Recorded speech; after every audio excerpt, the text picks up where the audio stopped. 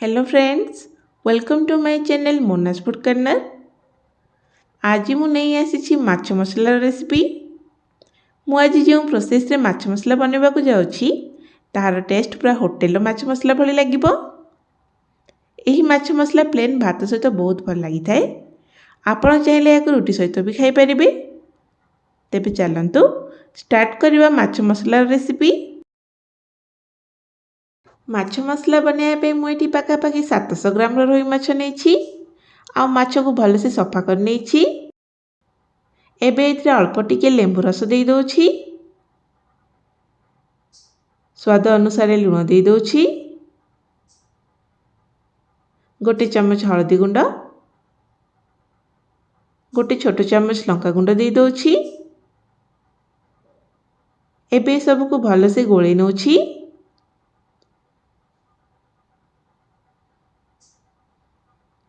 एबे याको 15-20 मिनिट पई साइड रखिदबा। आ माछ मसला पे जहाँ भी मसला दरकार ताको प्रिपेयर करनबा। मु एठी ग्राइंडिंग जार नहीं जाइछि। एबे इतरे 1 इंच अदा आ गोटे बड़ रसुण कोला को दे दोछि, गोटे बड़ चम्मच गोटा धनिया दे दोछि, गोटे छोट चम्मच जीरा दे दोछि, दुईटी सुखिला लंका को दे दोछि। एबे इतरे अल्प पानी देकी एहार भल पेस्ट बनै दबा। सेही भली दुईटी मीडियम साइज रो पियाज को भी पेस्ट कर दोछि। गोटे बड़ साइज टमाटो को भी ग्राइंडिंग कर दोछि। एठी मु किछि गोटा मसला नेछि। गोटा मसला रे नेछि दालचीनी, दुईटी अळेच, 3टी लवंग आ गोटी स्टार फ्लावर। एबे याको भल से छेचिकी पाउडर बनै नबा। एही मसला को आमे पूरा लास्ट ऐड करिबा, जहा द्वारा आम माछ मसलार फ्लेवर बढ़िया आसीबो। एबे माछ फ्राई करबा पई कढ़ाई नहीं जाइछि। एथिरे ऐड कर दोछ अल्प किछि सोरष तेल। तेल भल से गरम हो गला परे गैस रो फ्लेम को मीडियम रो हाई रखिकी माछ सब को गोटी गोटी करी पकई नबा।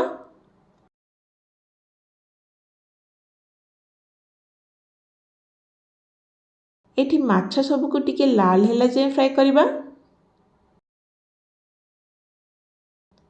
माछ एठी भल से फ्राई हो गलानी। एबे ए सब को बाहर कर नबा।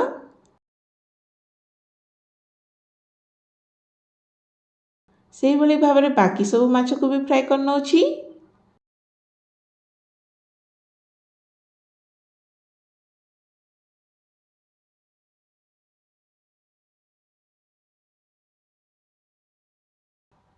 एबे मसला बनेबा पई सेही पैन रे ही आउ किछि सोरष तेल दे दोछि। तेल गरम होला परे नेइथिबा पियाज पटा को दे दोछि।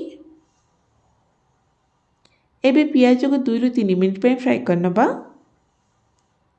देखि पारुथिबे 2-3 मिनिट फ्राई कला परे मसलार कलर चेंज हो गलानी। वर्तमान अदा, रसुण, जीरा, धनिया आ सुखिला लंकार पेस्ट बनैथिली ताकु दे दोछि। एबे एहा को भी 3-4 मिनिट पे भल से कसी नबा। आ एठी गैस रो फ्लेम लो मीडियम रखिबा।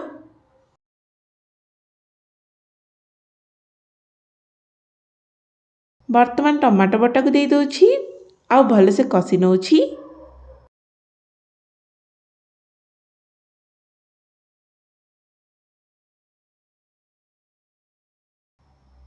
एबे मझी मझी रे ढांकुणी को देकी मसला को 5-7 मिनिट पे भल से कसी नबा।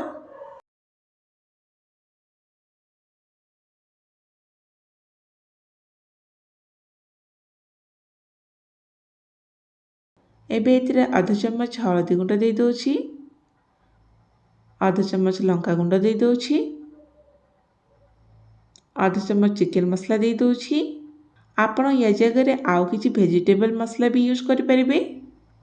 स्वाद अनुसार लुण दे दोछि। एबे मसला को आउ गोटे मिनिट फ्राई करनबा। मसला न लागिबा पे अल्प टिके पानी ऐड कर दोछि। ଆଉ गोटे मिनिट पे मसला को भलसे कषि नबा। एठी हमर मसला भलसे कषि हो गलानी आ मसलार बढ़िया बास्ना भी आसिलानी।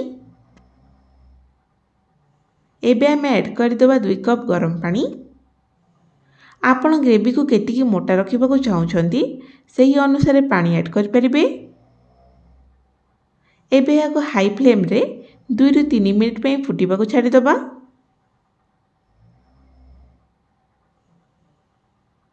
वर्तमान भजा माछ सबको गोटी गोटी करी मसला रे देई दबा।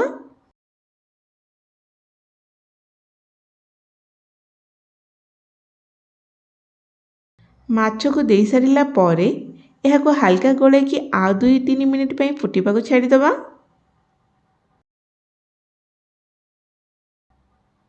वर्तमान आमर माछ मसला ऑलमोस्ट हो गलानी। एबे गुंड करी रखिथिबा गोटा मसला को देई दोछि।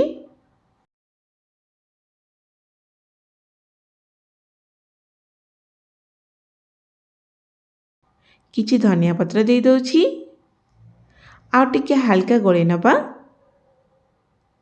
वर्तमान आमर माछ मसला प्रस्तुत हो गला। आपण देखि पारुथिबे माछ मसलार कलर केते बढ़िया आछि। बहुत बढ़िया स्मेल भी आछि पूरा भोजी भलिया। एटी ग्रेवी भी देखुथिबे पूरा परफेक्ट होइछि। एहाको निश्चय घरे ट्राई करंतु। आशा करूछि भलो लागिबो। मु रहुछि पुणी आसीबी आउ एक रेसिपी सहित। Thank you.